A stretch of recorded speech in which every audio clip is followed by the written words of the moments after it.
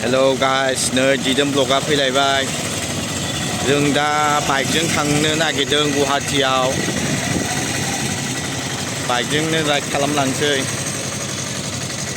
होमबा गाइसमोन भिडिअखौ जोबजासिम नायलांगोन होननानै आसा खालामबाय। सोर सोर आंनि चेनेलखौ साबस्क्राइब खालामाखै माबार खालामना हो। थांगासिनो दं दा बारनानै।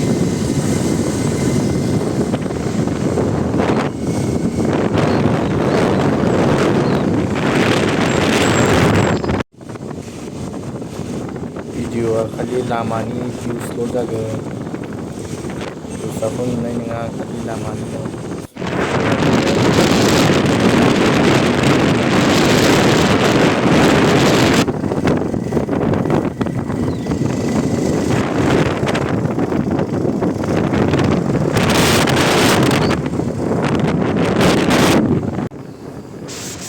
बिराद मोजांखा नै लामाया, रङिया मार्केट बियो, रङिया टाउन।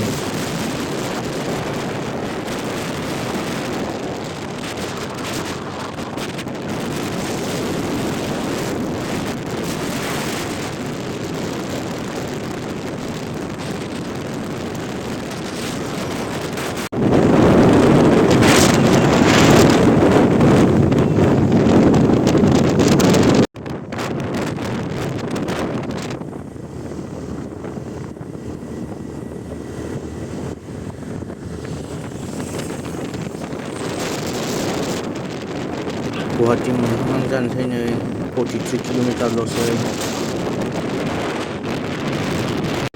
बांसिनानो लोगोसो खेबदों, आंथ' सालायनांबाय नालाय बे माखौ खेब्बायसै।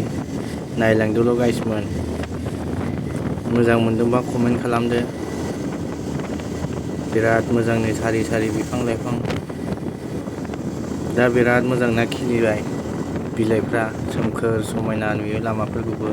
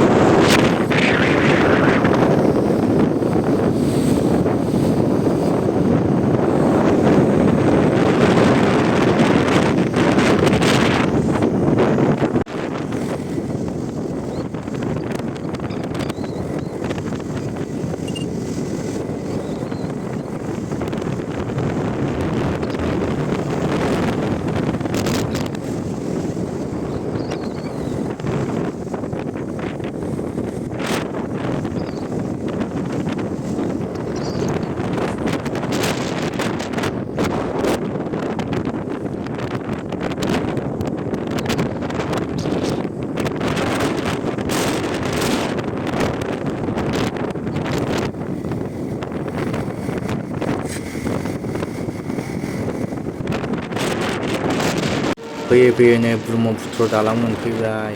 बिराद मोजांखानो दैया।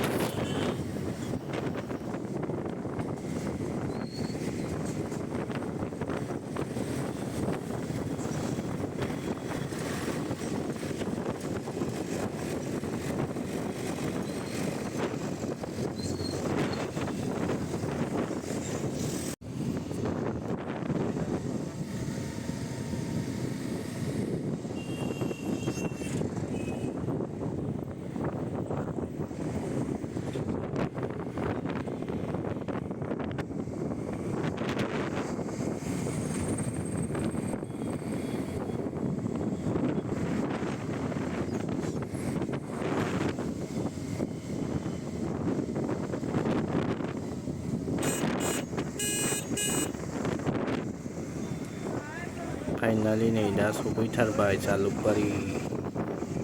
जालुकबारि आदाबारि फानजाबारि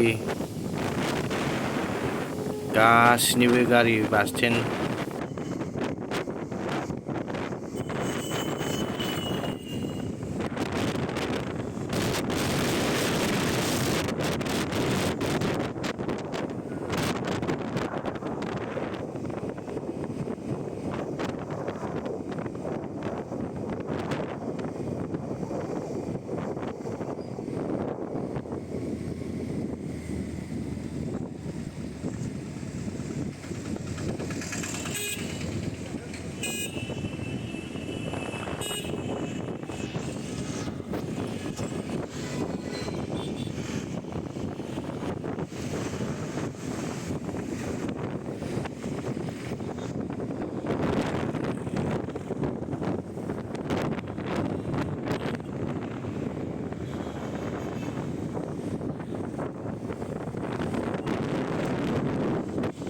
नै जों दा गुवाहाटि टाउनाव हाबगासिनो दङ। बेरायनायखौ गाबोनसो होगोन।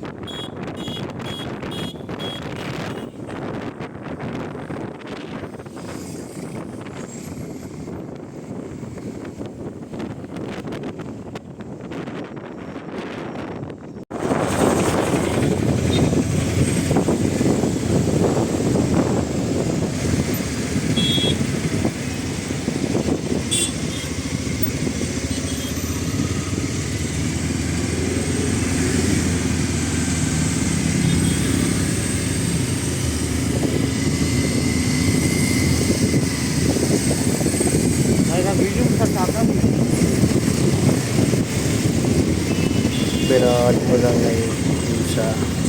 ब्लगावनो जोब्बाय गाइस। बाय बाय लोगोफोर, आंनि भिडिअखौ जोबजासिम नायनायनि थाखाय। आं बेरायनायखौ गाबोनसो होसिगोन। अबावहाय बेरायगोन नेनानै थादो गाइसमोन गाबोननि ब्लगखौ। आं भिडिअखौनो बारा मोजां खेबनो मोनाखिसै। बाइक सालायनांबायना, भिडिअआ लोगोसो खेबदों। माब्रै जाखो।